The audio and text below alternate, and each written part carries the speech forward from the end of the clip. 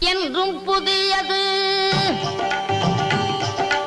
பாடலென்றும் புதியது, பொருள் நிறைந்த பாடலென்றும் புதியது. முருகா உன்னை பாடும் பொருள் நிறைந்த பாடலென்றும் புதியது. முருகா உன்னை பாடும் பொருள் நிறைந்த பாடலென்றும் புதியது.